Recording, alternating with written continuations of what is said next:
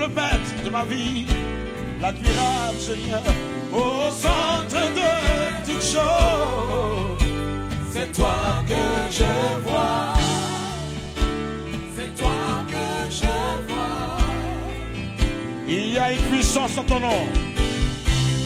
Il y a une puissance en ton nom. Des miracles se font en ton nom. Des miracles se font en ton nom. Quand j'élève ma voix en louange, quand j'élève ma voix en louange, c'est toi que je vois, c'est toi que je vois. Des miracles en ton nom. Une puissance en ton nom. Jésus, des miracles se font en ton nom. Des miracles se font en ton nom. Quand j'élève ma voix en louange, quand j'élève ma voix en louange, c'est toi que je vois, c'est toi que je vois. Il y a une puissance en ton nom. Il y a une puissance en ton nom. Des miracles se font. Des miracles se font en ton nom. Le nom si précieux, si merveilleux. Quand j'élève ma voix en louange, c'est toi que je vois. C'est toi que je vois. Merci.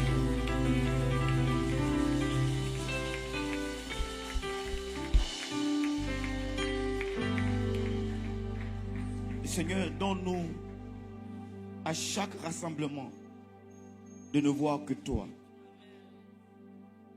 Donne-nous, Seigneur, à chaque action que nous devons poser, de ne voir que toi. Que nous, notre être, notre moi disparaisse. Que toi grandisses, toi seul grandisses, Seigneur, dans nos vies, dans notre rassemblement. Nous voulons entendre que toi, nous voulons ne voir que toi, nous voulons, oh Dieu, prier que toi, Seigneur. Prends contrôle, dispose de ces instants, Seigneur, et parle à ton peuple. Père, utilise chaque cœur comme le potier utilise l'argile entre ses mains. Façonne chaque cœur ce matin par ta parole. Que chaque cœur, oh Dieu, soit façonné à ton image, à ce que tu veux que ce cœur soit. Que chaque cœur soit bâti pour accomplir la destinée que tu lui as réservée, Seigneur. Que chaque cœur, oh Dieu, s'améliore et devienne comme tu veux, Seigneur. Ce matin, ajoute encore une brique à la construction de la destinée de quelqu'un. Ajoute encore une brique, Seigneur, à la vie spirituelle de quelqu'un, au travail de ta parole. C'est pourquoi tout entier je suis à toi, Seigneur. Que mon être disparaisse, Seigneur. Que ma façon de parler disparaisse, Seigneur. Mais utilise cela pour toi, oh Dieu. Et toi-même parle.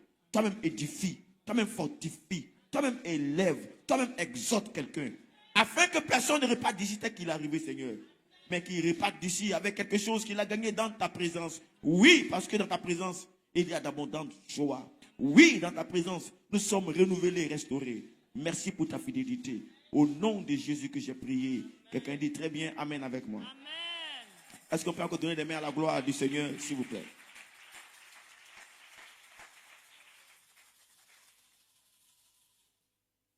Gloire à Dieu pour ce qu'il nous permet de vivre en tant que ses enfants et surtout en tant que ses disciples.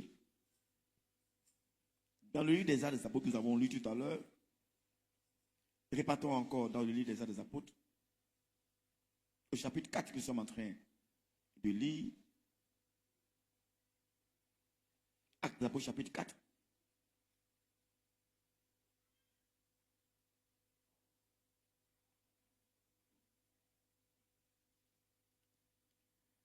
Le verset 32 que nous avons lu dit: La multitude de ceux qui avaient cru n'était qu'un cœur, qu'une âme. Et lui ne disait que ses biens lui appartenaient en propre, mais tout était en commun. Et la multitude de ceux qui avaient cru était un cœur et une âme. Et nul ne disait dans la version d'Arby d'aucune des choses qu'il possédait qu'elle fût à lui. Mais toutes choses étaient communes entre eux. Déclare avec moi, toutes choses étaient communes entre eux. Dites avec conviction, s'il vous plaît. Pour la dernière fois avec conviction, mesdames et messieurs. Oui, toutes choses étaient communes entre ces disciples-là. Et cela augure de ce que ce matin je vais parler. Je vais parler de bâtir des relations saines. Bâtir des relations saines.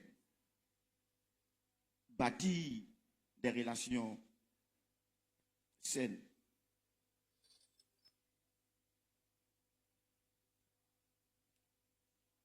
Je voudrais ce matin que vous compreniez avec moi que être une véritable église comme Dieu le veut, faire efficacement la mission des disciples, de faire des disciples, va nous demander normalement deux choses principalement. Faire des disciples va nous demander deux choses. D'abord, bâtir des relations saines et ensuite accomplir des tâches de croissance numérique et spirituelle. Donc pour faire des disciples, ça demande de bâtir des relations saines, mais faire des disciples veut dire apporter des personnes, ajouter des personnes. Donc une croissance numérique. Mais les personnes qui arrivent doivent grandir aussi spirituellement. Vous m'écoutez? Vous m'écoutez ce matin? Si vous m'écoutez, balancez les mains s'il vous plaît. Donc je répète que pour faire des disciples, ça va demander d'avoir des relations qui sont saines. Mais ensuite, il faut aller chercher des personnes pour les amener. Donc ça passe aussi par la croissance numérique. Il faut qu'il y ait des gens qui soient ajoutés. Quand vous lisez le livre des Actes des Apôtres, le Seigneur ajoutait à l'église, il ajoutait. Donc il faut une croissance numérique. Mais les gens qui viennent là, ne doivent pas rester les mêmes. Dites Amen. Dites encore Amen. Ceux qui viennent finalement doivent être transformés. Donc on dit ils grandissent spirituellement. Donc c'est ce qui se passe dans l'église. Et le livre des Actes des Apôtres, chapitre 4 qu'on a lu, si vous lisez vous allez voir que ces choses-là sont manifestes dans ce peuple-là, pendant qu'ils étaient rassemblés ensemble. Le peuple de ces disciples-là qui étaient ensemble vivaient ces choses-là. Ils avaient une certaine relation qui était saine. Mais en plus, Dieu ajoutait chaque fois des personnes. Et finalement, ceux qui venaient grandissaient. Au point où finalement, quand on voit les pierres, on voit les autres là, on dit, mais attends, c'est pas ceux qu'on connaissait avant là. Il y a un changement. Ils ont grandi spirituellement. Je veux que tu mettes la main sur quelqu'un. Dis-lui, on doit avoir des relations saines et on doit grandir spirituellement. Dis-lui ça. Dis-lui ça encore avec conviction. On doit avoir des relations saines et on doit grandir spirituellement. C'est ce qui se passe avec donc ses disciples. Chers frères et sœurs, je prie que vous compreniez que c'est ce que Dieu veut que nous puissions faire. Oui, les relations saines sont une des choses dont nous avons besoin. Et la Bible déclare dans le livre de Matthieu au chapitre 22, le verset 36, Matthieu 22, 36, une question a été posée à Jésus. Matthieu 22, 36, en parlant de bâtir des relations saines, une question a été posée à Jésus. Maître, quel est le grand commandement dans la loi? Et il lui dit, Jésus a répondu à la personne, Tu aimeras le Seigneur, ton Dieu, de tout ton cœur et de toute ton âme et de toute ta pensée. C'est là le grand et premier commandement. Le verset qui suit, et le second lui est semblable. Et ce second dit, tu aimeras ton prochain comme toi-même. Je vais ce matin m'appuyer sur ces passages, chers frères et sœurs, pour vous démontrer que quand on a posé la question à Jésus, à savoir, mais quel est le plus grand commandement de la loi? Ça veut dire, donc fais-nous le résumé, Jésus, complet de ce que tu connais de Dieu. Et puis, dis-nous, connaître Dieu là, ça veut dire quoi? C'est quoi qui est essentiel dans l'affaire de Dieu là même? Dans l'affaire de servir Dieu, c'est quoi qui est essentiel? Toi qui connais Dieu, toi qui prétends connaître Dieu là, dis-nous, dans l'affaire de servir Dieu là, dans l'affaire de connaître Dieu, c'est quoi qui est plus grand? C'est quoi qui est essentiel? Et Jésus va répondre en leur disant, 1, il faut aimer le Seigneur, ton Dieu, dans le verset 37. Remettez-moi le verset 37, s'il vous plaît. Dans le verset 37, tu aimeras le Seigneur, ton Dieu, de tout ton cœur, de toute ton âme et de toute ta pensée. Dis à quelqu'un auprès de toi, tu aimeras le Seigneur, ton Dieu. Dis-lui ça. De tout ton cœur, de toute ton âme et de toute ta pensée. Encore une fois, pardon.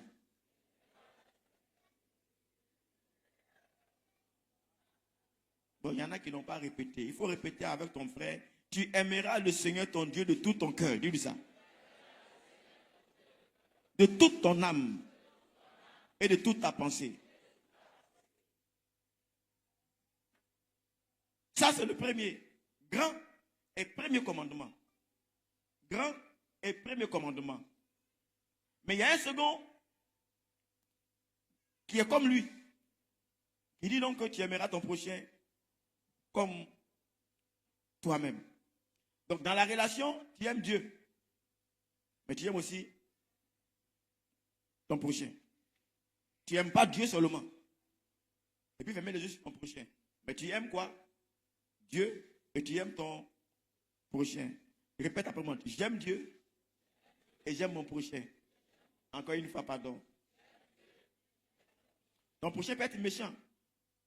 Mais tu aimes Dieu et tu l'aimes quand même. En fait, ce matin, je veux vous dire, c'est que il y a depuis un temps, je vous parle de la grande commission. Je vous parle de la grande commission en disant que Jésus a dit, allez partout et faites de toutes les nations des disciples en les baptisant. Ça, on appelle ça la grande commission.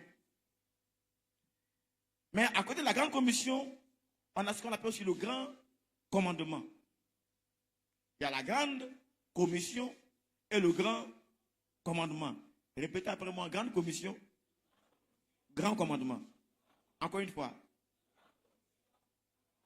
Répétez avec conviction, s'il vous plaît. Chacun a son rôle. La grande commission va nous montrer ce que nous sommes censés faire en tant qu'Église, en tant que peuple de Dieu. Ce qu'on est censé faire, si tu es peuple de Dieu, si tu es enfant de Dieu, ce que tu es censé faire, on appelle ça la grande commission, à savoir faire des disciples, ajouter des personnes au royaume de Dieu, apporter de la croissance au royaume de Dieu, faire en sorte que le royaume de Dieu soit rempli de personnes qui croient en Jésus.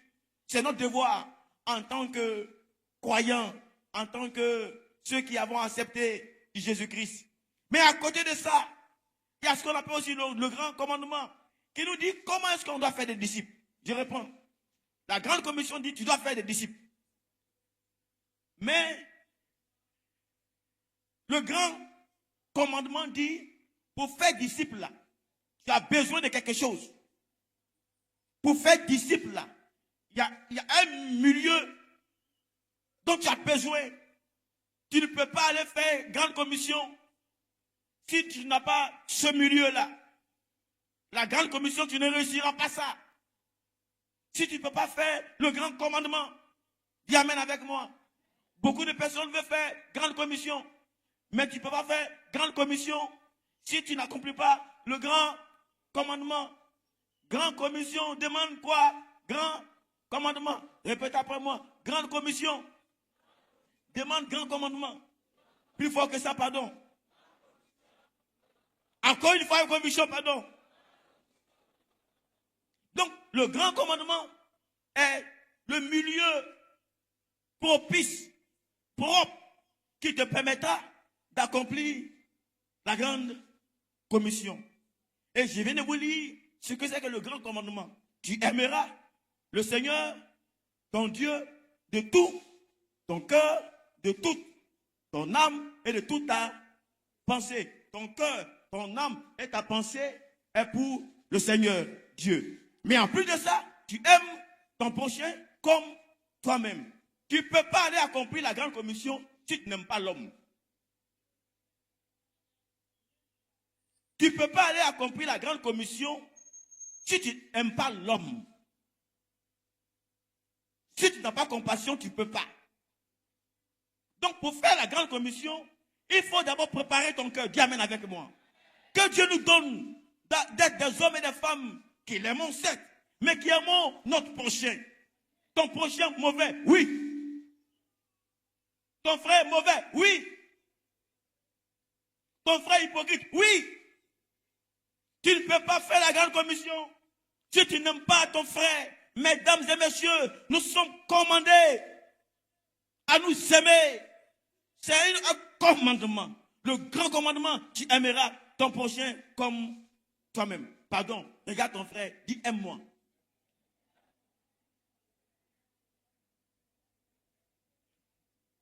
Il n'est pas aimable. Ton frère là, il n'est pas quoi? Il n'est pas aimable. Même quoi? Aime-le. Je répète. Ton frère là, il n'est pas quoi? Mais aime-le. Répète ça encore une fois. Dis-moi, je ne suis pas aimable, mais aime-moi quand même.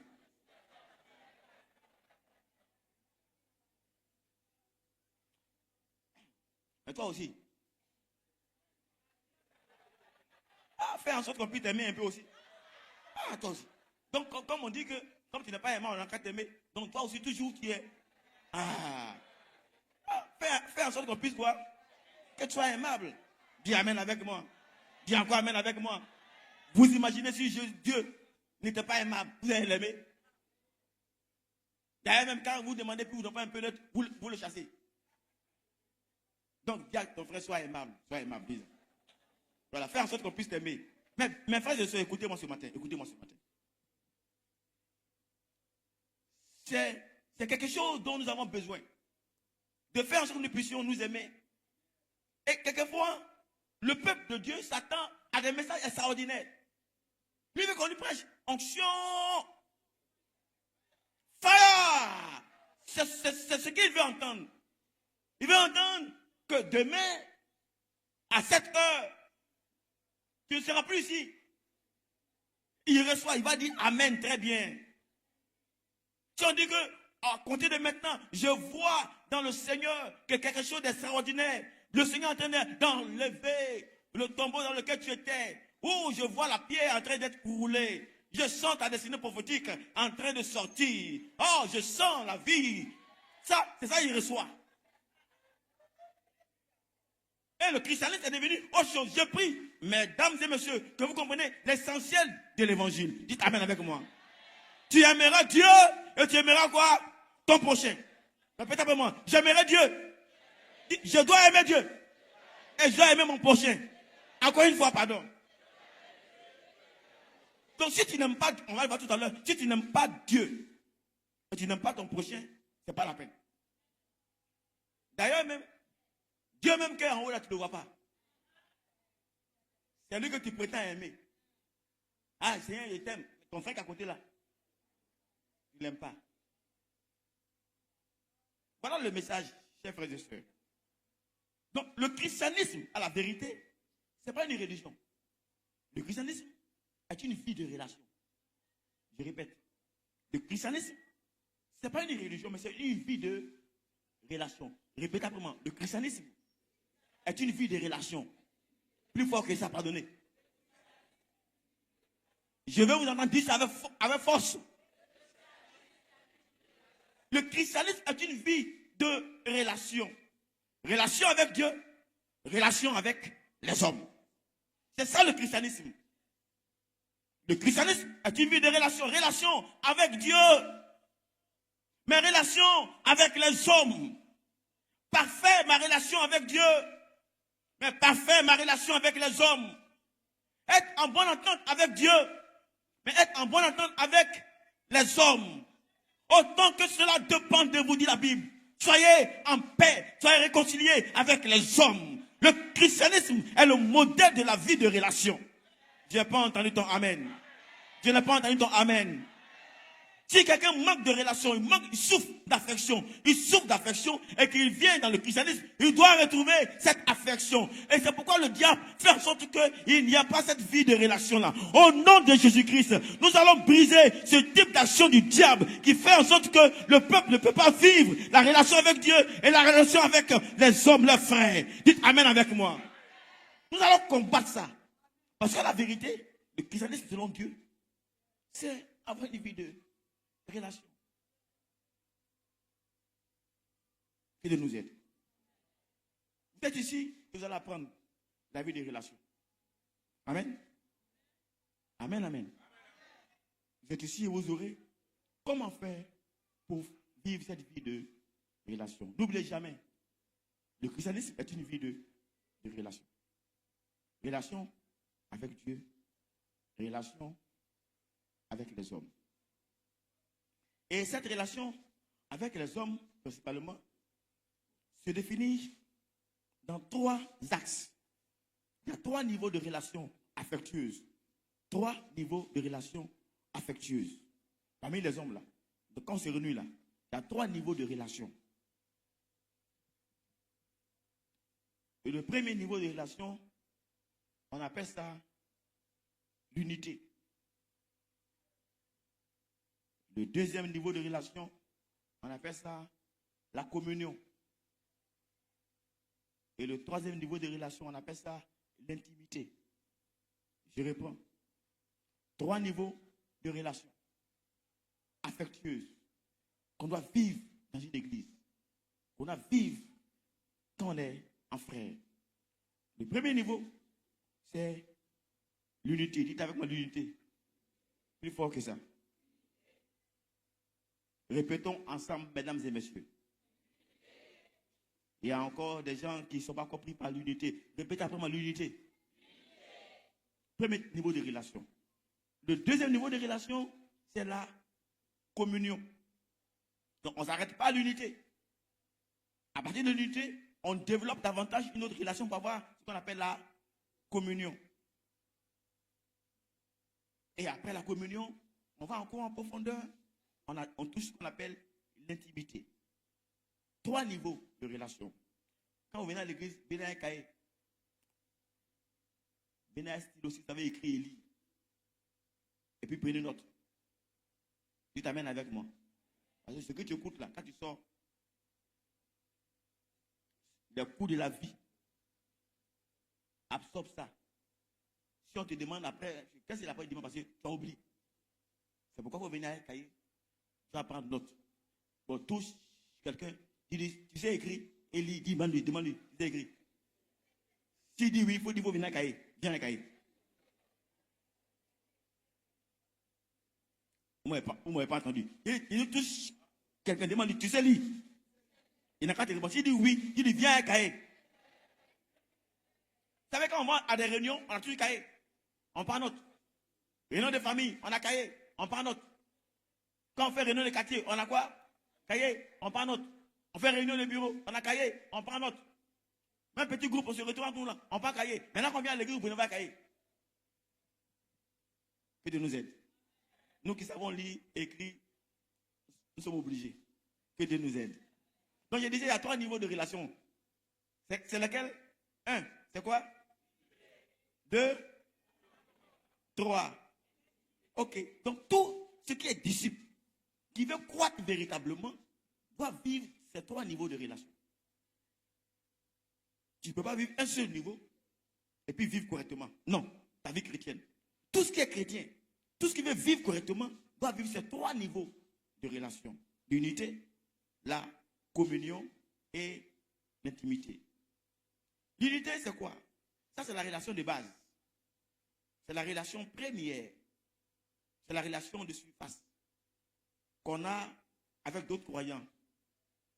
Mais c'est sur la base de ce que nous tous, on a accepté Jésus-Christ. L'unité, c'est la relation de base. C'est la relation primaire, première. La relation de surface qu'on a ou qu'on développe avec d'autres croyants. Sur la base de ce qu'on a accepté ensemble Jésus-Christ. Dites Amen. En d'autres termes, ce monsieur qui est là, c'est à cause de Jésus on est ensemble. Ou bien, si ce n'est pas à cause de Jésus là, on ne se connaît pas. C'est à cause de Jésus qu'on se retrouve. Je ne sais pas qui il est. Il n'est pas besoin de connaître qui il est. Comme il croit en Jésus, il est assis chaque dimanche ici, nous tous on se voit. Tu es ici, il y a un frère qui est assis de l'autre côté, que tu n'as pas encore vu, que tu n'as jamais croisé, que tu n'as jamais salué à l'église. Mais nous tous on se retrouve ici. C'est ça qu'on appelle l'unité. L'unité, c'est le fait donc qu'on se retrouve, mais sur la base de ce que on croit tous en Jésus.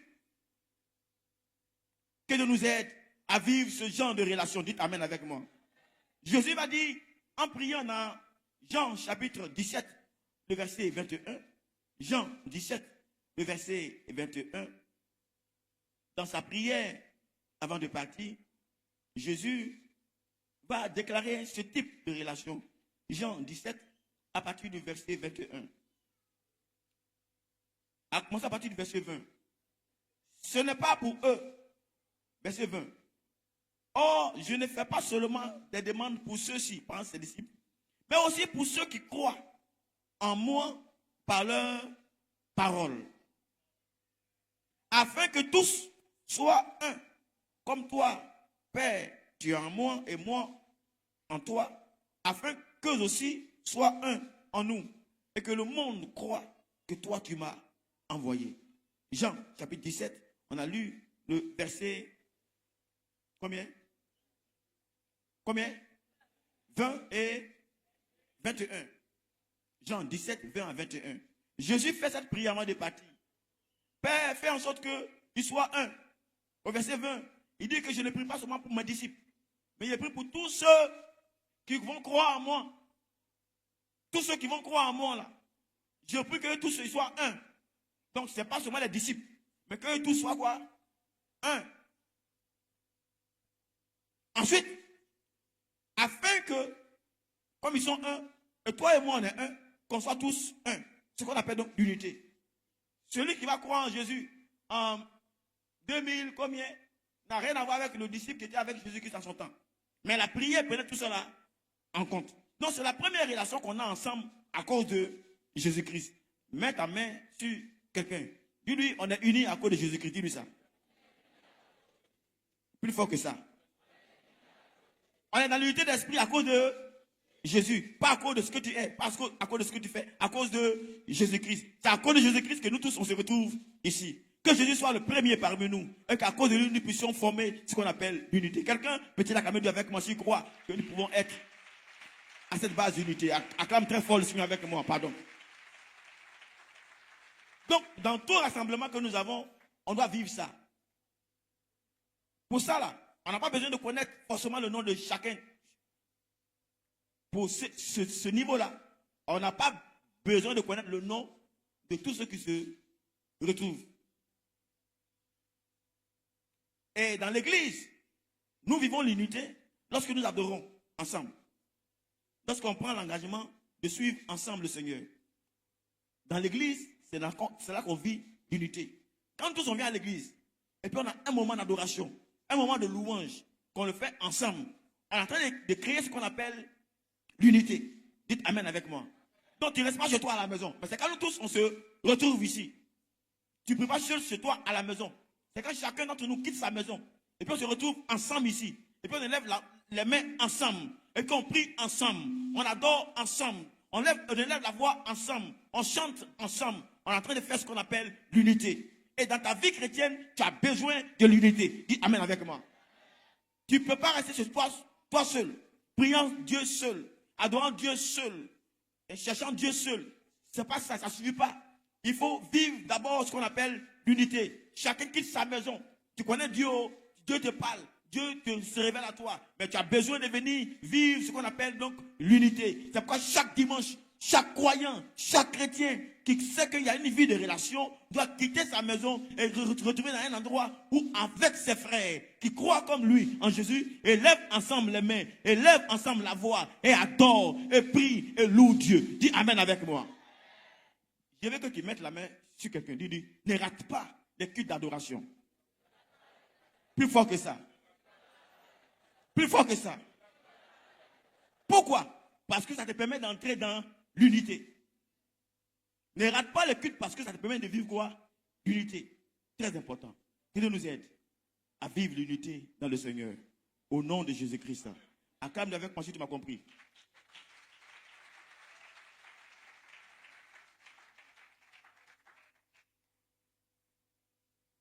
Et pour cette unité, peu importe le nombre, on est combien? On peut vivre l'unité. On n'exige pas un homme. Donc c'est notre premier élément de base. Si vous êtes plus de 100, vous ne pouvez pas connaître le nom de tout le monde. Ou bien, ça c'est normal. Vous êtes plus de 100, vous n'êtes pas obligé de connaître. Enfin, c'est difficile même de retenir le nom de tout le monde. Donc, là, ce qui est essentiel, c'est qu'ensemble on se retrouve. Je suis en train de vous enseigner ce matin des relations dont on a besoin en tant que chrétien. Dis amen avec moi. Donc, c'est pourquoi dimanche on vient. Et c'est la Bible dit que ne manquons pas à notre assemblée. C'est de ça qu'il est question. Vous m'écoutez? Ne manquons pas le culte là. C'est de ça qu'il est question. C'est créer dans notre vie ce qu'on appelle donc l'unité. Si tu rates le culte, si tu ne viens pas à l'église des dimanches, tu vas grandir. Hein? Mais dans ta vie, tu vas manquer ce qu'on appelle l'unité. Tu ne seras pas comme il se doit. Oh, tu as besoin de l'unité qui a une place dans ta relation avec les autres, avec Dieu, dans ta vie chrétienne. Qui te nous aide à ne pas rater le culte au nom de Jésus-Christ. Dis amen, pardon. Mais en plus de l'unité, on a ce qu'on appelle donc la communion. La communion, si ceux qui cherchent beaucoup, s'ils vont dans la recherche avec les Grecs, ça vient du mot qu'on appelle koinonia. C'est pas besoin de savoir tout ça là. Ça veut dire simplement partager ou être partenaire. Partager ou être quoi? Partenaire. La communion, c'est partager ou être quoi? Partenaire. Dis avec moi, partager et être partenaire.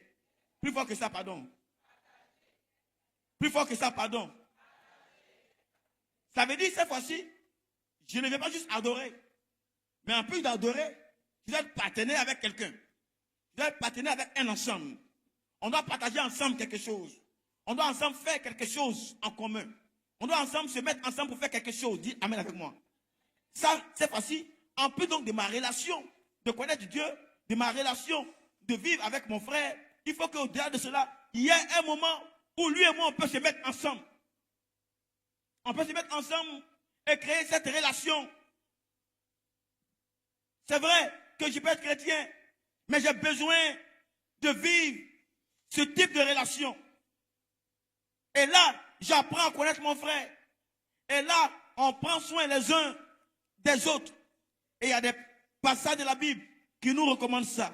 Lisez avec moi 1 Thessaloniciens chapitre 5, le verset 11. 1 Thessaloniciens chapitre 5, le verset 11. 1 Thessaloniciens chapitre 5, le verset 11. Il dit ceci. C'est pourquoi exhortez-vous l'un et l'autre et édifiez-vous l'un et l'autre, chacun en particulier, comme aussi vous le faites. Or, nous prions, frères, de connaître ceux qui travaillent parmi vous et qui sont à la tête parmi vous dans le Seigneur et qui vous avertissent. Bref, que cette fois-ci, il y a un autre type de relation. Je connais, j'apprends à connaître, j'apprends à avoir une relation, j'apprends à identifier des personnes qui sont avec moi. Dis Amen avec moi. Dis encore Amen avec moi. Et mesdames et messieurs, chers frères et sœurs, on ne peut pas venir juste à l'église et aller à la maison. Non. Tu ne viens pas faire le culte dimanche juste et puis tu vas à la maison. Non. Tu as besoin ensuite d'entrer dans un groupe ou partager ensemble quelque chose. Dites Amen avec moi. Tu as besoin d'appartenir à un groupe maintenant dans lequel, ensemble, vous pouvez faire des choses extraordinaires. Et la communion fournit l'amour et le soutien. Il y a beaucoup de passages, mais je vous prive ces passages-là pour le moment. La communion fournit l'amour et le soutien. Dis avec moi l'amour et le soutien. Plus fort que ça. Plus fort que ça. Vous savez, si nous tous on sort en tant qu'église et on croit d'autres églises et puis on fait un programme, on a fini, nous tous on rentre. On n'a pas créé de lien. Mais quand on commence à se frotter, quand on commence à échanger, sans s'en rendre compte, il y a une sorte de relation qui naît entre nous, qu'on appelle l'amour. Il y a le soutien qui vient. Dans l'église, il faut ça. Et la communion profite à l'église. Ça permet de satisfaire les besoins de connexion sociale. La communion permet de régler des problèmes au niveau social. Dites Amen avec moi. Dis encore Amen avec moi. Si tu es dans l'église et puis tu n'es pas dans un groupe comme ça pour la communion, le social qui ne vit pas ça. C'est pourquoi dans l'église, vous allez voir qu'on crée des conditions. On dit groupe de jeunes ensemble, groupe de femmes ensemble, groupe des hommes ensemble. Ces grands groupes-là, à la vérité, permettent de créer ce qu'on appelle la communion. Dis Amen avec moi. Tu ne peux pas être dans l'église et puis ne pas appartenir à un groupe de ce genre. Tu vas mourir. L'unité seule ne suffit pas. En plus de l'unité, il faut ajouter quoi? Partager avec quelqu'un. Partager avec quelqu'un. Échanger avec quelqu'un. Quelqu'un dit Amen avec moi. Dis encore Amen avec moi. Dis très fort Amen avec moi, pardon. Dans les communions, là, on défie les participants à continuer dans la vie de disciples. Quand tu es parmi les jeunes, on a vu les jeunes faire leur convention. Quand tu participes à ça, ça te défie. Ça t'amène à vivre autre chose que tu ne vis pas à l'église. Le culte, c'est différent. Mais quand tu appartiens, par exemple, à la jeunesse, où ils font leur convention, c'est les jeunes. Il y a un lien qui est créé. Il y a quelque chose qui se fait. Il y a quelque chose qui se dégage d'eux. Donc, si tu veux vivre véritablement ta vie chrétienne et que tu viens uniquement que dimanche, sans appartenir à un autre groupe, tu es mort. Tu ne peux pas vivre ta vie de disciple correctement. Dis Amen avec moi. Dis Amen avec moi. Dis très bien Amen avec moi. Tu as donc besoin, mesdames et messieurs, on a besoin d'appartenir à des groupes dans lesquels on peut vivre la communion. La véritable communion. Que Dieu nous aide. Que Dieu nous aide. Vous savez, quand vous êtes en communion, quand vous vivez dans cette communion, vous pouvez entreprendre, faire des choses ensemble, avoir des projets ensemble. Que Dieu nous aide. Quelqu'un peut-il acclamer Dieu avec moi, s'il vous plaît? Non, acclame Dieu avec moi, pardon.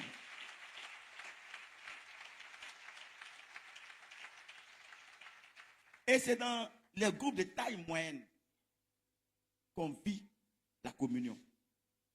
Les groupes tels que où on est plus de 17 et on tend vers 70. Dans ces groupes-là, c'est là où on vit la communion. Si tu viens seulement à l'église, comme j'ai dit, dimanche seulement, tu ne vivras pas la communion.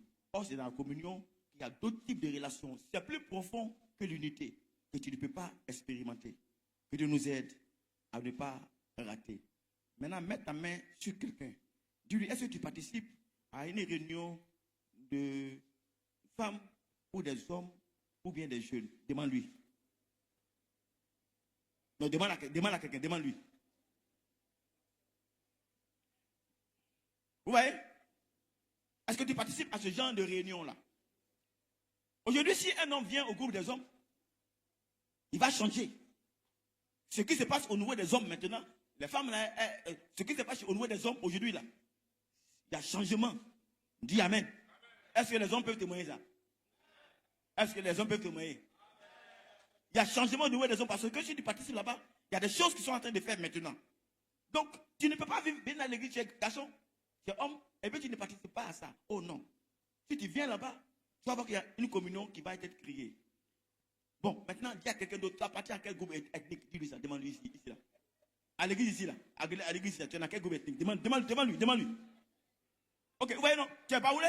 Mais on dit à groupe baoulé, mais tu ne viens pas. Tu as cours, mais on dit à groupe court, et puis tu quoi? Tu ne viens pas.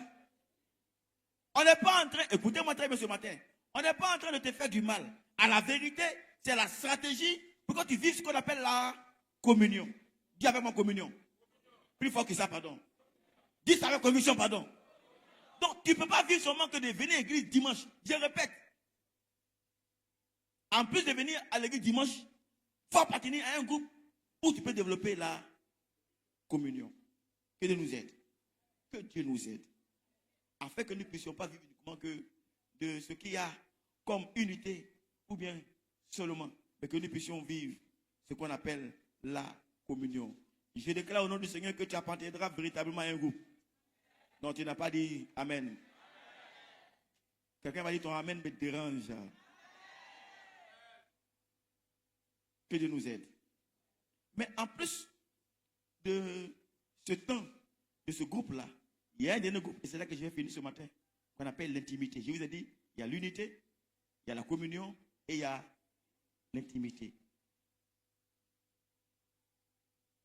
L'intimité, ça c'est une relation trop profonde. On n'a pas besoin d'être beaucoup. D'ailleurs, même l'intimité, quand on est beaucoup là, il n'y a plus d'intimité. Ou bien? L'intimité, c'est un type de relation qui se passe entre peu de personnes. C'est plus profond que la communion.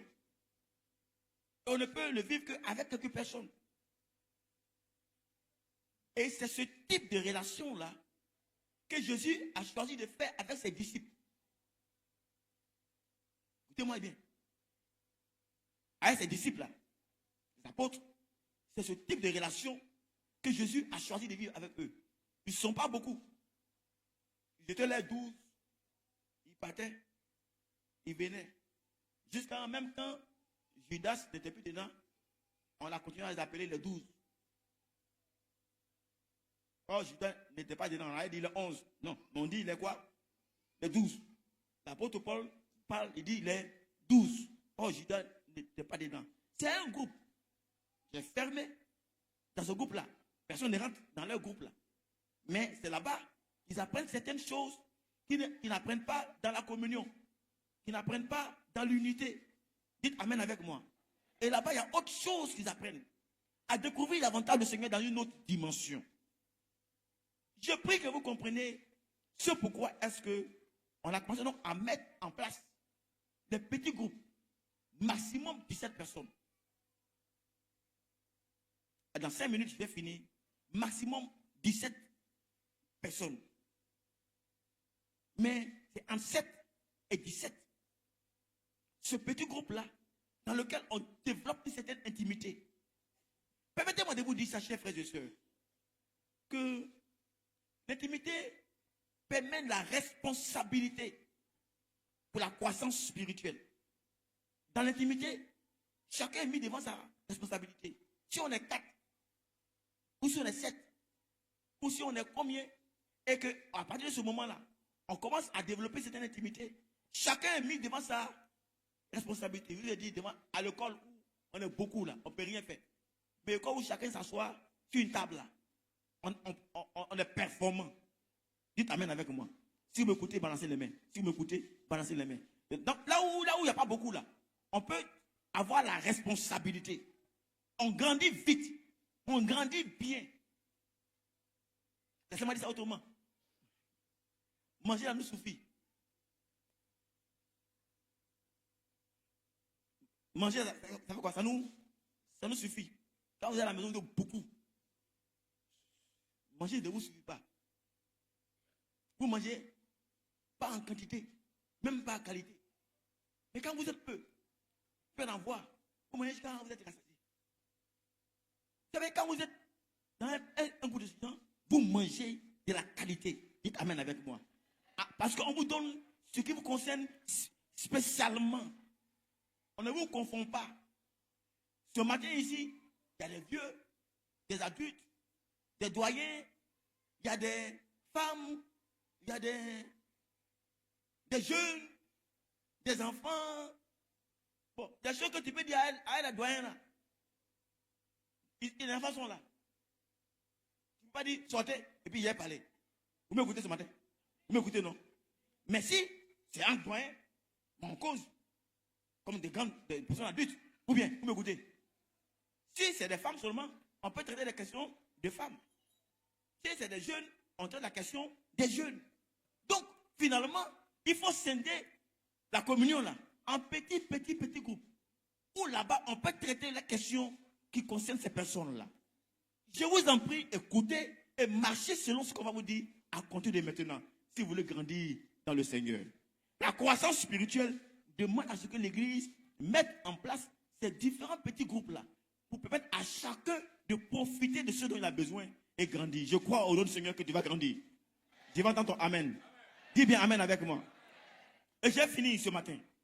C'est la sagesse de Dieu de faire en sorte que Jésus organise comme ça. Il y a des messages qu'il a prêchés en groupe. Il y a des messages qu'il a prêchés avec un groupe restreint. Et puis maintenant, quand ils sont à 8 kilos là, il y a des messages qui sortent. Appartenez à ces 3 différents types de relations et vous aurez une vie chrétienne stable. Vous ne m'avez pas compris.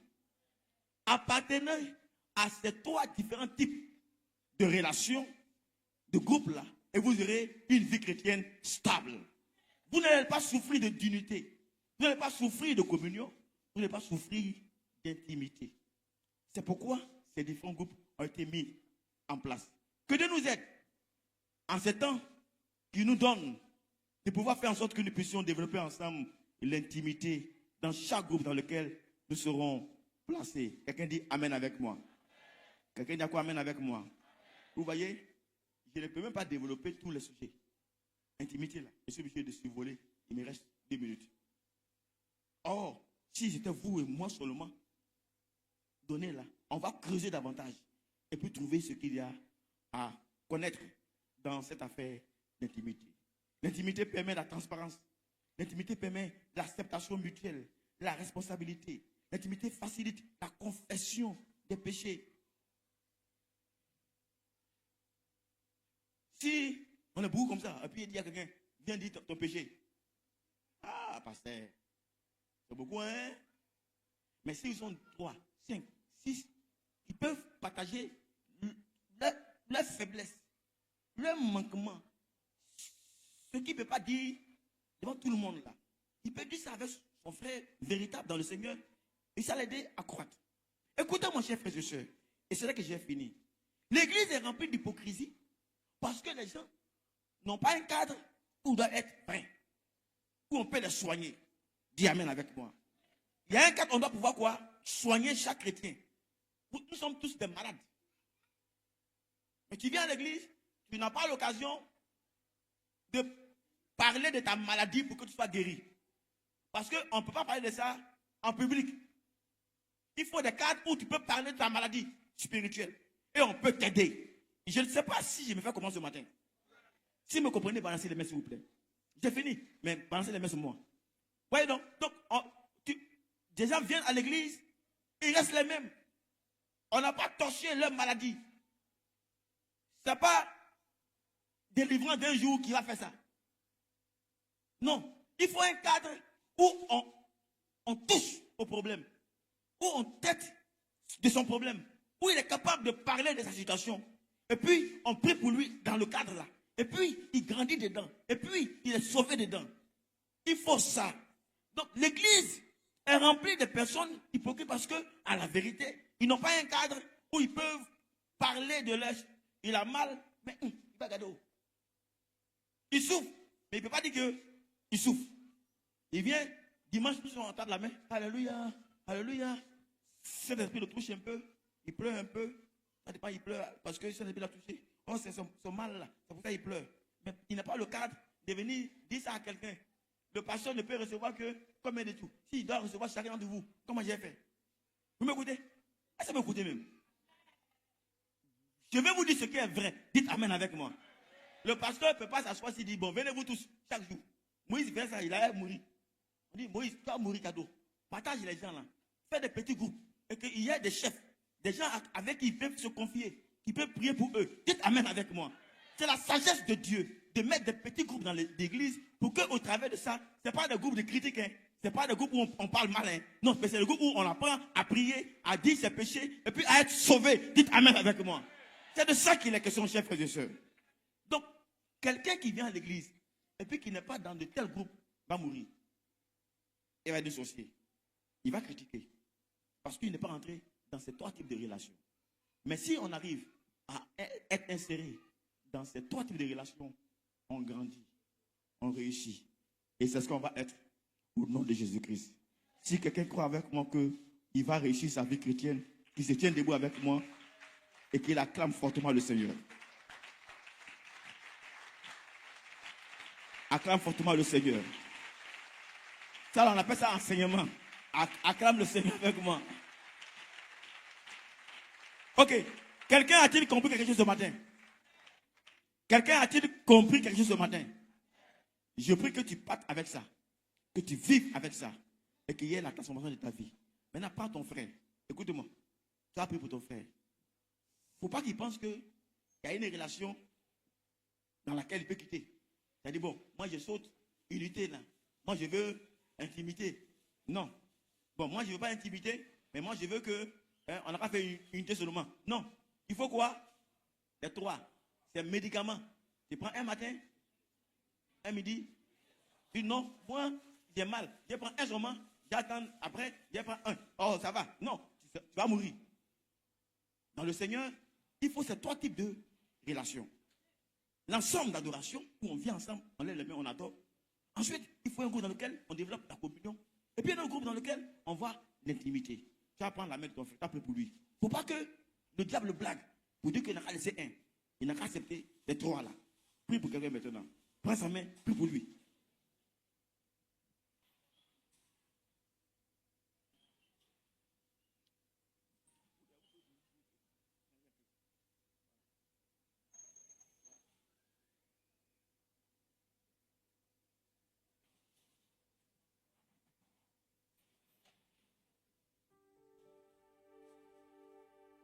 Pardonnez et priez pour votre frère.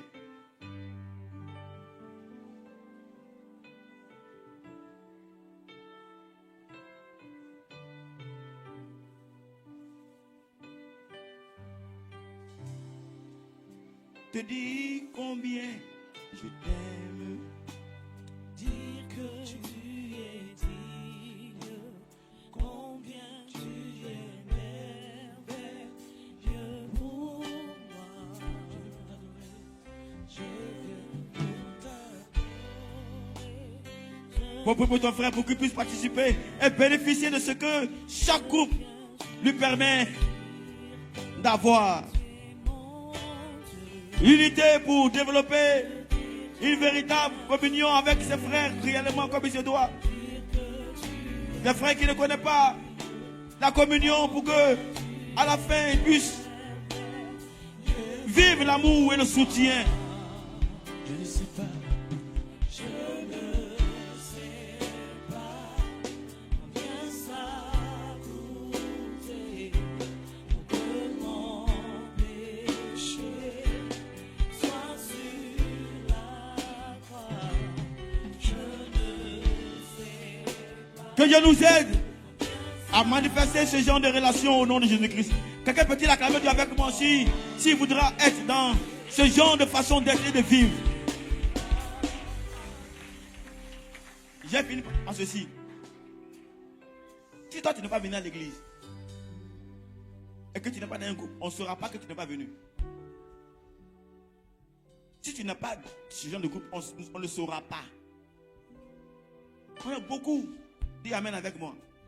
Donc on ne saura pas. Ah, je suis malade, on ne m'a pas visité. On ne t'a pas vu. Comment on ne peut pas te voir?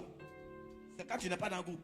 Si tu es dans un groupe de ces gens, comme on vient de le faire, forcé, quelqu'un va savoir qu'il n'est pas venu. Ils vont venir te rendre visite. Je voudrais vous encourager, chers frères et sœurs, à ne pas manquer ces 3 types de relations. Mais à cultiver ça. Dis amen avec moi. Dis encore amen avec moi. Faut pas dire que toi tu es trop fort spirituellement. Non. Tu as besoin forcément de ce type de relation. Même si tu parles avec Dieu, tu as besoin de ce type de relation. Et Jésus, le grand maître, le grand chef, le Dieu tout puissant lui-même, quand il était à Gethsémani, il dit, mon âme est triste jusqu'à la mort. Disciples là, venez être avec moi. Venez prier avec moi. Tu as besoin forcément d'être dans un groupe. Dites amen avec moi. Donc ne pense pas que tu es trop fort, mais tu connais trop Dieu quoi. Non. Toi aussi, ne reste pas en arrière pour dire, bon, moi je ne suis pas digne d'eux. Non, chacun vient. C'est le faire qui aiguise le faire. Sois dans un groupe et tu seras comme Dieu veut que tu sois. Au nom de Jésus-Christ. Dis très bien amen avec moi. Donc, très bientôt,